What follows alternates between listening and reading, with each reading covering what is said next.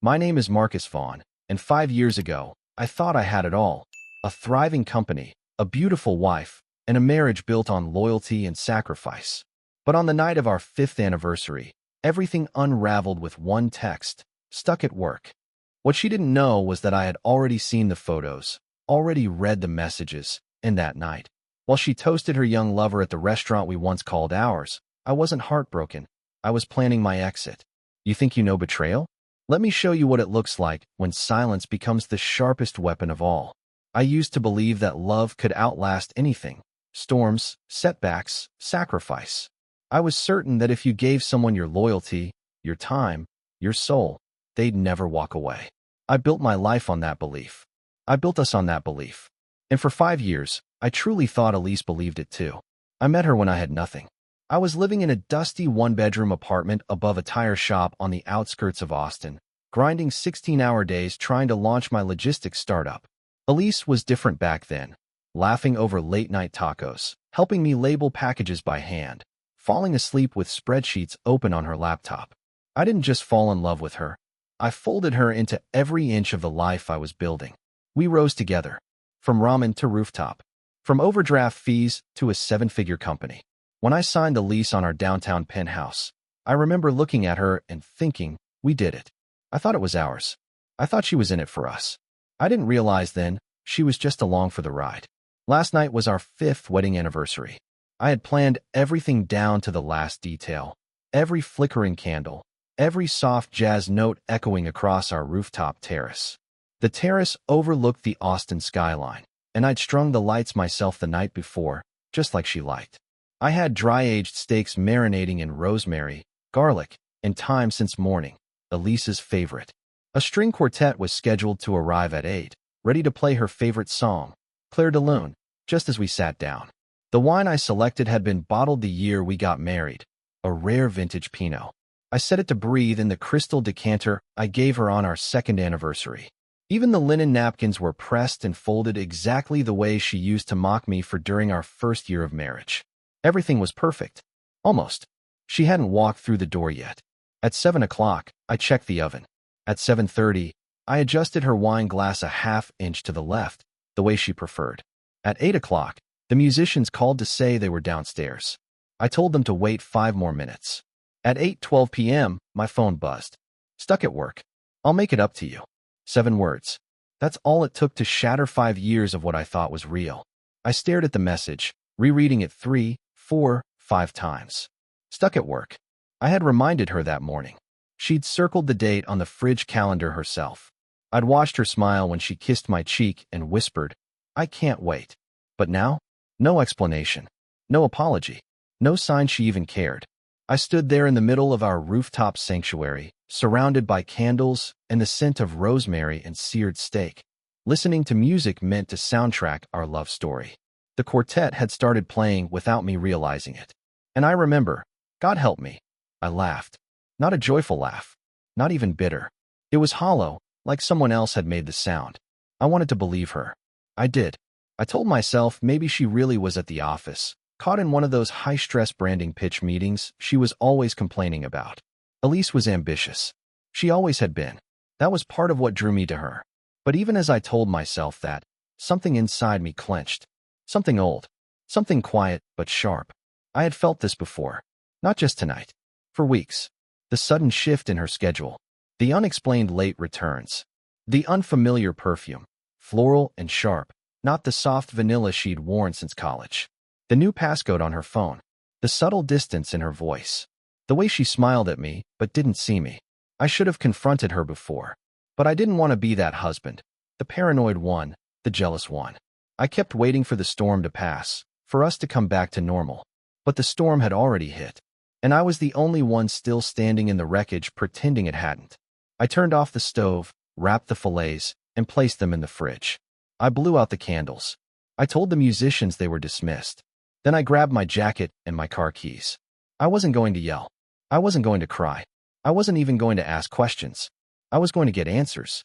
The elevator ride down from the penthouse felt like it took years. Each floor dinged like a heartbeat, like a countdown to a reality I didn't want but already knew. The streets outside were quiet, too quiet for a Friday night in Austin. I drove through the city like a ghost, my mind piecing together fragments of suspicion, lining them up like chess pieces. Elise's office was in a glass-paneled building on East 5th. Chic, minimalistic, filled with overpaid 20-somethings drinking cold brew and pitching million-dollar campaigns. I turned the corner slowly, the building coming into view under the dull orange glow of the streetlights. Her car wasn't there. Not even one light in the building was on. Not a janitor. Not a shadow. Her parking spot, Elise Carter, creative director, sat empty under a flickering bulb. And that was the moment. Not the text. Not the wine left untouched. Not the music that had faded into the night. That was the moment it hit me. She hadn't forgotten our anniversary.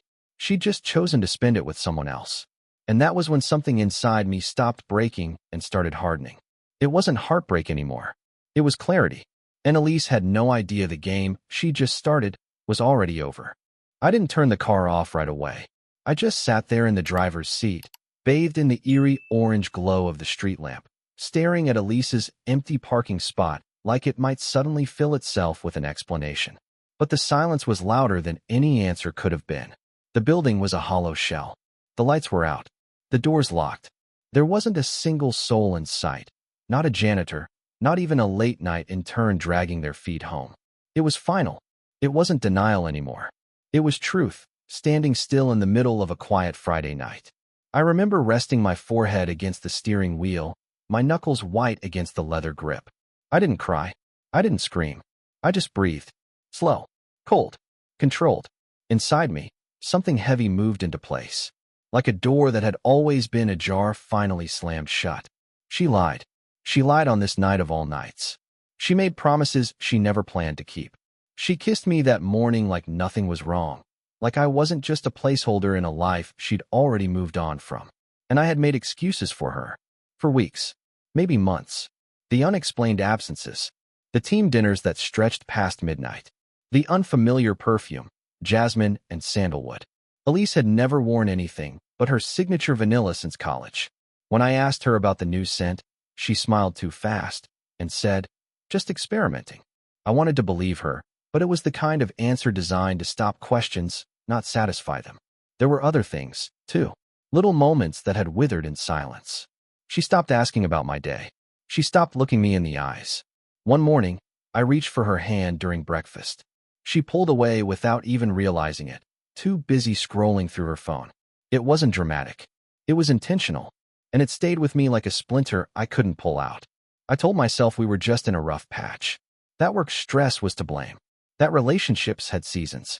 But now, sitting outside her office, engine idling, every doubt I had lined up like soldiers ready for war. I put the car in drive and pulled away from the curb, but I didn't go home. I couldn't. Not to that rooftop. Not to that perfect scene I had built for a woman who no longer existed. Instead, I drove. Nowhere in particular. The roads blurred into one another, neon signs, taillights, and reflections on wet asphalt passing like ghosts in the dark. I ended up at the city overlook near Mount Bonnell. The skyline blinked in the distance, beautiful and indifferent. I leaned against the hood of my car, arms crossed, watching the lights while the night wrapped itself around me. Somewhere in Austin, Elise was laughing over dessert and red wine with a boy young enough to call me sir. It wasn't just betrayal. It was humiliation. Not the fiery, theatrical kind people scream about in movies. No, this was worse. This was the kind that creeps under your skin, quiet and slow, draining color from everything you thought was real. I had spent 5 years building something, building us. Every success, every sacrifice I had shared with her. I thought we were growing something solid, something sacred. But she'd been rewriting our story behind my back, turning what we had into a lie with every late return, every fake smile, every text she sent to him while telling me she was tired. And I let it happen. That was the part that cut deepest. I wasn't just betrayed, I was blindsided. And yet, deep down, I knew I had seen the signs. I had just chosen to look away. No more. I drove home with my mind clear and my chest hollow. The rooftop was still exactly as I left it. Candles melted down to wax puddles, plates untouched, wine breathing into nothing. I stood in the doorway and looked at the scene like a stranger. This wasn't my life anymore. Not this version of it. I went to the bathroom, washed my face, and stared at the man in the mirror. I didn't see a victim. I didn't see a husband clinging to the scraps of a dead marriage. I saw a man who had finally woken up. The next morning, I sat at the kitchen table with my coffee, scrolling through my contacts. There was one name I hadn't dared to use before. Not until now. Noah Fielding. A private investigator. Quiet. Discreet. Expensive. I had his number because of a former client who used him during a merger case gone sideways. I saved it back then, not for this, not for anything specific. Just instinct. I dialed. He answered on the second ring. "Mr. Vaughn," he said. "How can I help you?" And I replied with the calm of a man who had already crossed the line in his heart. "I need the truth. And I need proof." That was the day everything changed. Because if Elise thought she could lie to my face on our 5th anniversary and get away with it, then she never really knew me at all. She was playing games. But I had just flipped the board. And from now on, every move was mine. Noah didn't ask unnecessary questions. That's what I appreciated most about him. There was no awkward silence, no moral judgment tucked behind his tone. Just a cool, professional reply. Text me her name, her workplace, the gym if she uses one, and a clear photo. I'll take it from there.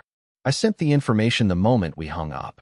Elise Carter, creative director at a boutique branding firm on East 5th.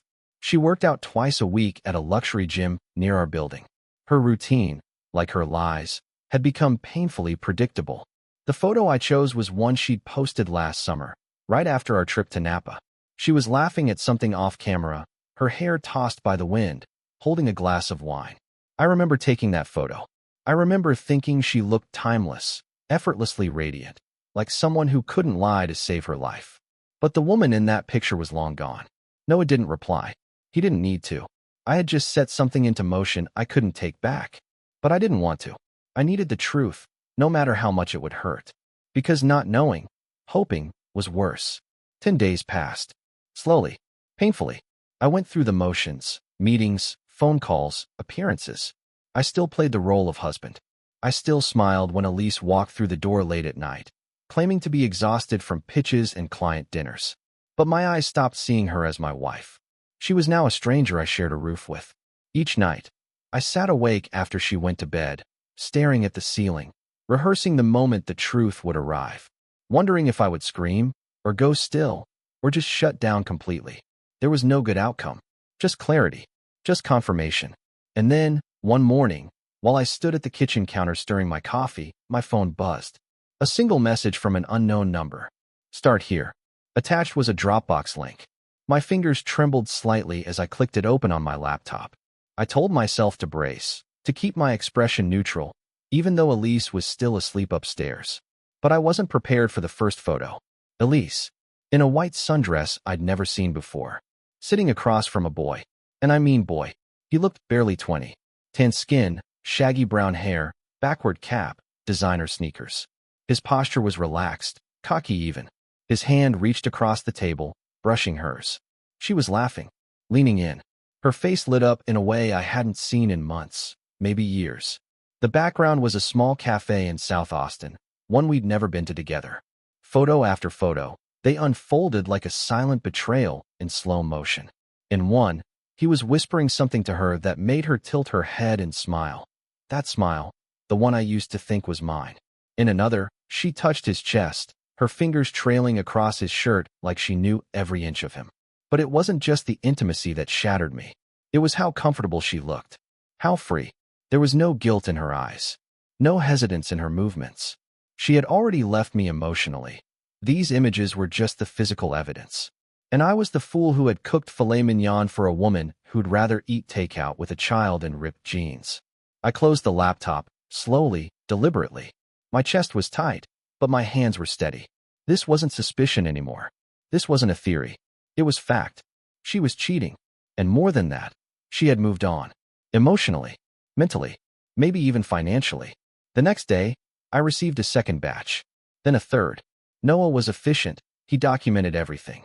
Dates, times, locations. They went to wine bars, rooftop lounges, even spent a weekend at a cabin near Lake Travis. She told me she was visiting her sister that weekend. I even bought her gas. The boy was everywhere now, in every photo. And the more I saw, the less he felt like a fling. He wasn't a mistake. He was a choice.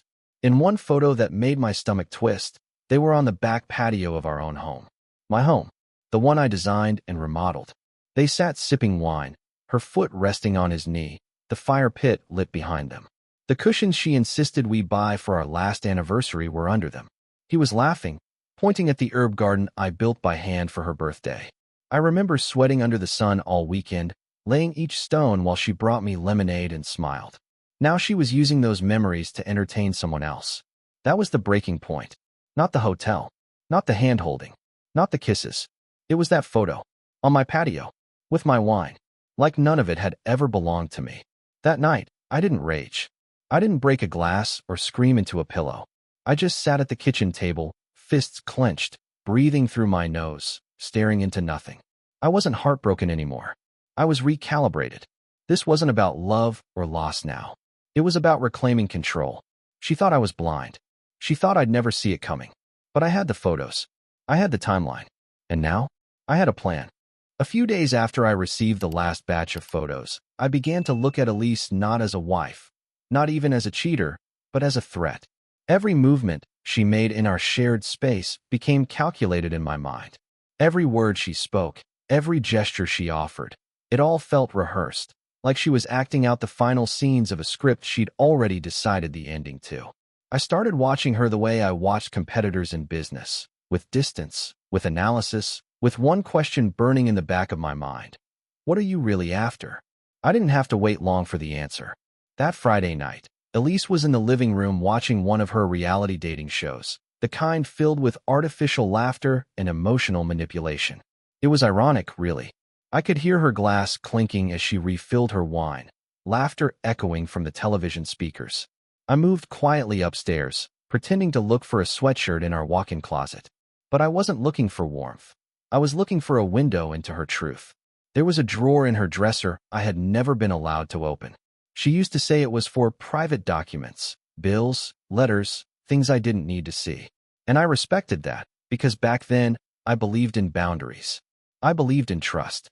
But trust was dead. And that drawer? That was where she buried the body. The night before, I'd noticed she left it cracked open. Just a sliver. A half-inch mistake. Tonight, I used that sliver like a crowbar. I opened it slowly, carefully, like a surgeon slicing into a wound. Inside was a slim black folder labeled in delicate cursive, Carter Holdings, draft. My blood chilled. Carter was her maiden name. She hadn't used it in years. I opened the folder. The first page was a power of attorney form, Elise listed as the appointed agent.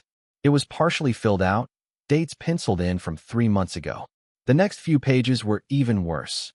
Handwritten notes about my business, phrases like financial leverage, asset review, get signature without alert, and worst of all, Barry, lawyer follow-up next Friday. Barry, our attorney, our family attorney. I flipped deeper. There were spreadsheets, valuation estimates of my company, our house, even our investment accounts. She'd broken it all down, my life, my work, like a predator dissecting its prey. Each bullet point hit, like a betrayal layered over betrayal. This wasn't emotional confusion. This wasn't an affair of the heart. This was premeditated. She wasn't just sleeping with a boy who made her laugh.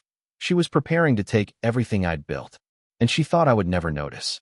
She thought I'd go on making dinners, paying bills, buying her gifts, while she quietly lined up the paperwork to gut me clean.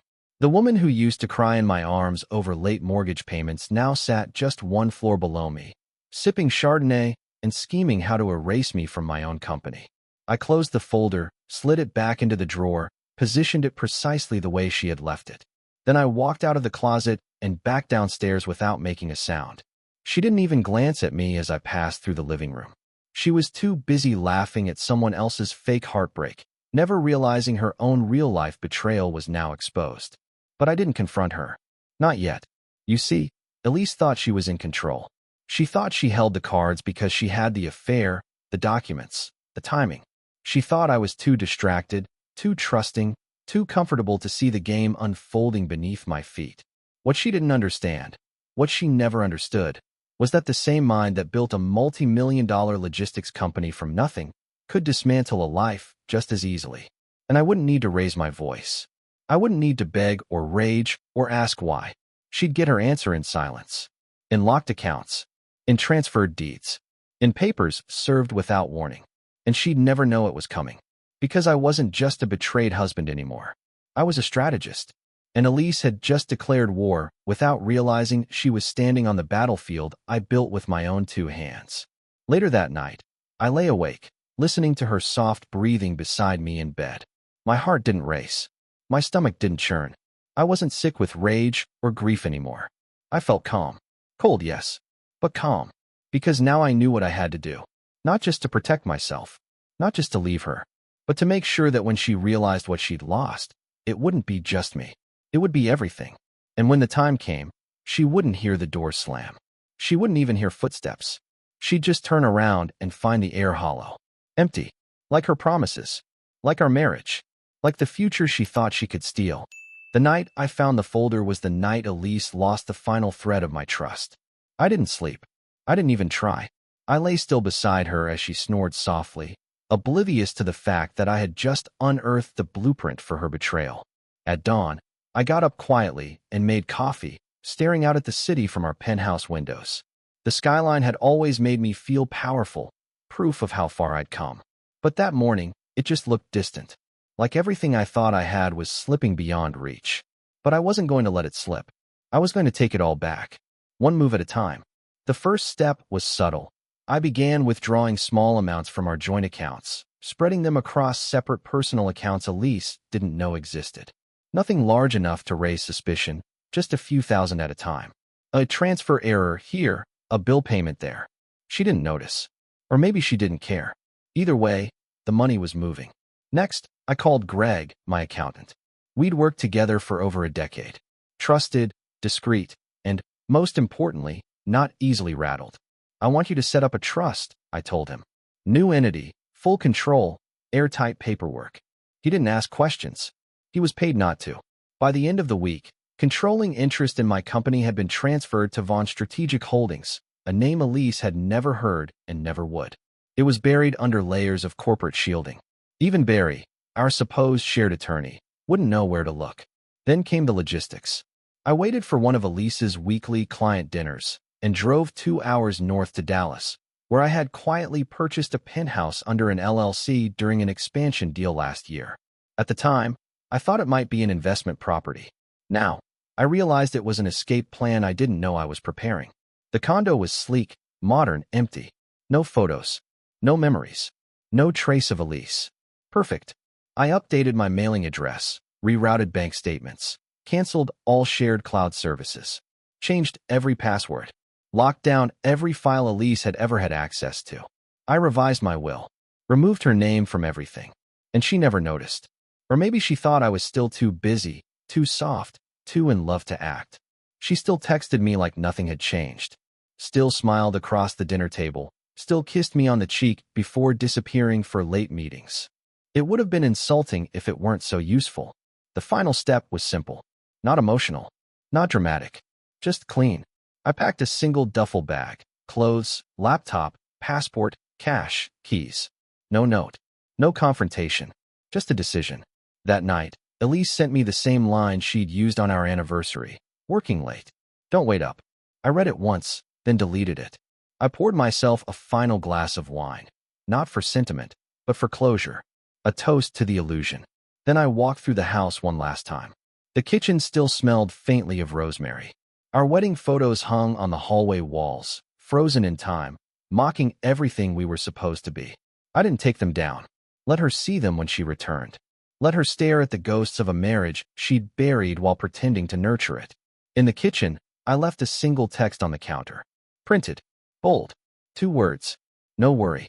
I didn't need to say more. I turned off the lights, slid my phone into the empty drawer of the office desk, and locked the front door behind me. There was no slammed door. No suitcase dragging across tile. No tears. Just silence. And freedom.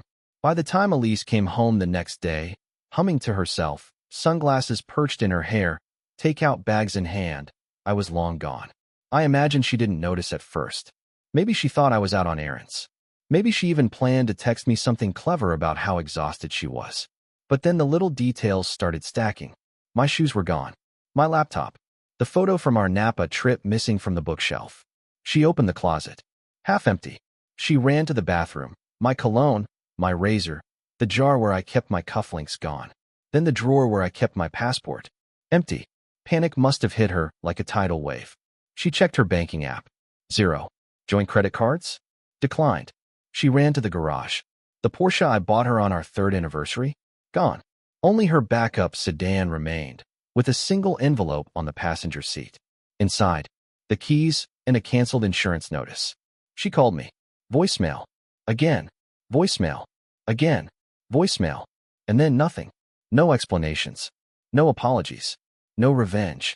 Just absence. Sharp. Clean. Undeniable. The kind of absence that echoes louder than any scream. She didn't know it yet, but this was the beginning of her unraveling, and the end of my silence. Because I hadn't just walked away. I had erased myself from the life she thought she controlled. And what came next would bury the fantasy she tried to replace me with. I disappeared from Elise's life like a ghost. No dramatic exits, no confrontation, just a clean break wrapped in absolute silence. But even as I stepped into freedom, I knew she wouldn't stay quiet for long. It started with the storm I expected. 3 days after I left, she stormed into my downtown office building like a hurricane in heels. Disheveled hair, mascara streaked down her face. Part rage, part desperation. I wasn't there, of course. I was watching the security feed from my Dallas condo, sipping coffee as she screamed my name in the lobby like volume could undo everything. She shoved past the front desk, demanding answers. Where is he? Get him down here. You think I won't make a scene? Her voice echoed like broken glass, cracking the calm professionalism of the office space I had built from the ground up. From 8 floors up, I watched her pacing, yelling, pointing up toward the windows as if her fury could summon me.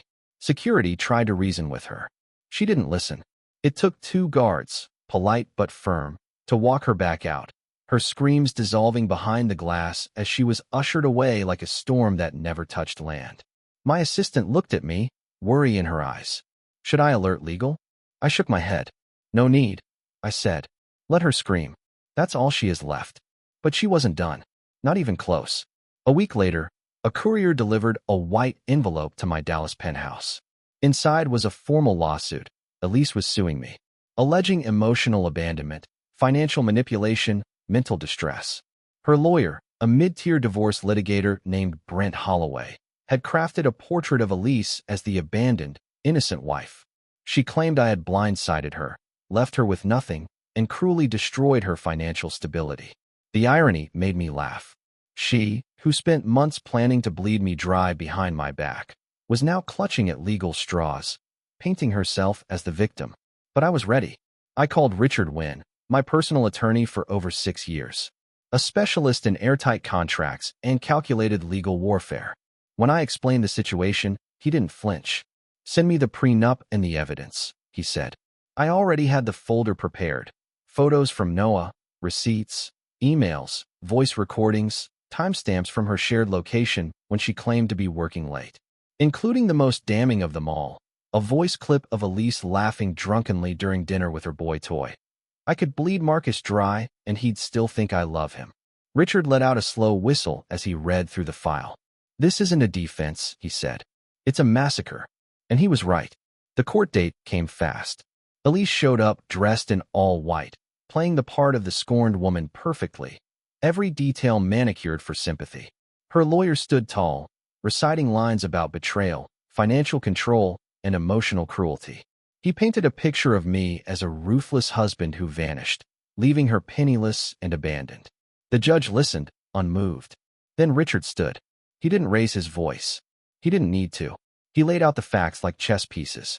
The prenup Elise had signed, witnessed, notarized, initialed, clearly stated that infidelity voided any claim to shared assets. Then came the photos. Her and Chase at the French restaurant. Her hand on his cheek, on our anniversary. The hotel room time-stamped 3 hours later. The texts, the receipts, and finally, the recording. Her voice played through the courtroom like a knife. I could bleed Marcus dry, and he'd still think I love him. Honestly, he's just a walking ATM with a wedding ring. The courtroom fell silent. Elise froze. Her lawyer leaned in to whisper, but she waved him off, too stunned to recover. The judge barely blinked. Case dismissed, he said dryly. Defendant owes all legal fees. Richard wasn't finished. Your Honor, he added, we'd also like to file a cease and desist on any further defamatory statements. There have been misleading posts on social media. The judge nodded. Granted. I stood, buttoned my jacket, and walked out without a word. Behind me, Elise's voice cracked, high-pitched and frantic. You can't just walk away like this.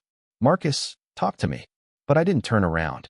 Outside, the story had already spread. Someone had leaked it. A local business blog had picked up the scandal. CEO's wife loses court battle after secret affair with 20-year-old lover revealed. The post went viral. Photos, quotes, court details. The woman who once dazzled at corporate galas, smiling at my side in custom gowns, had become a cautionary tale shared in Facebook mom groups and whispered about in upscale gyms. Her fall was swift. Her screams were silenced not by force, but by truth. And I never had to raise my voice. She played victim. I played the long game. And the truth? It spoke louder than anything either of us could say. But I wasn't done. Because I hadn't disappeared to hide. I disappeared to build something she could never touch again. After the courtroom doors closed behind me, I didn't feel victorious. Not yet. It wasn't about winning a case. It wasn't about headlines or legal fees. It was about dismantling a lie that had lived too long inside my home, and watching the truth do what rage never could. But Elise was just beginning to understand what losing truly felt like. It didn't happen all at once. Her downfall was a slow unraveling, like the hem of an expensive dress catching on a nail, thread by thread pulling apart until the whole illusion collapsed around her. At first, it was just a few declined transactions. Her stylist raised a brow when her platinum card failed during a routine blowout. She laughed it off, made a joke about fraud alerts. But I imagine the look the stylist gave her cut deeper than she let on, sympathy laced with suspicion. The next day, her gym access was denied. She stood at the front desk, phone in hand, pretending to scroll through her banking app, insisting, "This must be a mistake." But the blinking red light said otherwise. Still, she clung to appearances, until her grocery order bounced. Then the doorman informed her the rent for the month, and the month before, was unpaid. The panic set in quickly after that. She rushed upstairs and called the bank, probably expecting to yell her way back into control. But by then, every account had already been sealed, every card canceled, every asset frozen under my name or transferred to a trust she couldn't touch. She screamed into the receiver, demanding to speak to someone higher. But the hold music didn't care. And when she finally got through, the rep confirmed what she already feared. She had no access, no rights, no money. The next morning, she got a message from building management. Please contact leasing office regarding your unit status. She didn't have time to process it before the knock came at the door. Two men in blue polos. One held a clipboard. We're here for the vehicle, he said. What vehicle? She asked, panic cracking her voice. He pointed to the curb. Her white convertible, the one I gave her for our 3rd anniversary, was already hooked to the back of a tow truck. She ran outside, pleading, grabbing the side mirror like she could anchor the moment. Neighbors watched from their balconies. Phones recorded. She didn't care. She screamed, cursed, begged. They towed it anyway. By noon, she was throwing clothes into suitcases. The leasing office had slid an eviction notice under the door, immediate termination for non-payment. She had 48 hours to vacate. The apartment she once decorated like a curated magazine spread was now echoing with the sound of zippers and panic. She called everyone. Friends, former co-workers, even a cousin she hadn't spoken to in years. Most didn't answer. A few offered vague excuses. No one came. She stayed one night on an old college friend's couch, only to wake up and find her things neatly packed by the door. She tried a co-worker next, someone she used to gossip with over rose and social media filters. But the welcome was stiff. The silence awkward. She left before breakfast. By the end of the week, she was drifting between spare rooms and spare change. Her designer bags were posted on resale apps. Her Instagram went quiet. Not because of the comments. She could handle hate. But the silence was unbearable. The likes stopped. The messages stopped. The audience vanished. Even Chase, her golden boy, her escape plan, went dark. Until one day he texted. A single line. This isn't working. Take care of yourself. No punctuation. No explanation. Just done. She never saw it coming. Because people like Elise never do. They think the game is about charm, about appearances, about how well you can lie and still smile through it. But eventually, the lies run out. The charm wears thin. And all you're left with is a house of cards that crumbles the second someone stops holding it up. And I had stopped. I watched it all unfold from my penthouse in Dallas. Quiet. Still. Alone, but at peace. The courtroom had been a battlefield. But this was the aftermath. This was the silence after the war, where everything she thought was hers had turned to ash. I didn't post about it. I didn't brag. I didn't need to. Her screams had already echoed. Her silence now was louder. She had once told me that I was too calm, that my quiet made her uneasy. She said she preferred passion, fire. But now she understood. The most dangerous fire is the one that burns without smoke, the one that leaves nothing behind, not even ashes. And as Elise sat outside her former apartment, mascara smudged, phone clutched in her hand, dialing voicemails that would never be returned, I knew one thing for certain. She hadn't just lost me. She had lost the version of herself that thought she could walk through people and never pay the price. And I was no longer the man waiting at the dinner table for her lies. I was the man who had already walked away. I didn't celebrate her collapse. I didn't clink a glass of whiskey to mark the moment Elise lost everything. That was never the point. What mattered wasn't that she fell. It was that I got out before she could pull me down with her. And for the first time in years, I was finally free to breathe. I moved into the coastal home quietly, far from the lights of Austin, far from the whispers and gossip she once fed on like wine. It wasn't flashy like the penthouse. No sleek marble floors or panoramic skyline views. Just weathered wood, salt in the air, and silence. Real silence. Not the kind that chokes a room after a fight. The kind that heals you, slowly, like ocean waves brushing against the shore, taking pieces of pain with every pull. And in that stillness, I met Lena. It wasn't some grand cinematic entrance. No whirlwind. No rebound. Just connection. Simple. Unexpected. She wasn't loud. She didn't chase status. She didn't wear masks. She just showed up, every time, with open hands and honest eyes. We met at a small market in town. She dropped a carton of eggs, and I handed her a new one without a word. She smiled, and it wasn't flirtation, it was warmth. The kind of warmth I hadn't known in years. The kind that doesn't need to be performed. With Lena, there were no games. No second phones. No coded texts. No calendar lies or perfume trails left behind on purpose. She asked about my day and stayed in the room long enough to listen to the answer. When she touched my hand, it was steady. When she kissed me, there was no guilt. No ghost of someone else in her eyes. We didn't rush. We sat on the porch some evenings for hours, not saying much, just watching the tide shift. Her head resting on my shoulder, my fingers brushing through her hair. The quiet between us wasn't empty. It was full of peace. One night, as the stars scattered across the sky like silver dust, she looked at me and asked softly, "Do you ever think about her?" I knew what she meant. I didn't need to ask which her. I looked out at the black water, moonlight glinting off the waves like pieces of a shattered mirror, and said, "Not really. I think more about who I used to be when I was with her. That man deserved better." Then I turned to Lena, tucked a loose strand of hair behind her ear, and added, "And I think he finally found it." Later that night, after the dishes were cleaned and the lights dimmed, we curled up on the couch, a blanket over our legs, her head on my chest. The ocean murmured through the windows behind us like it was whispering approval.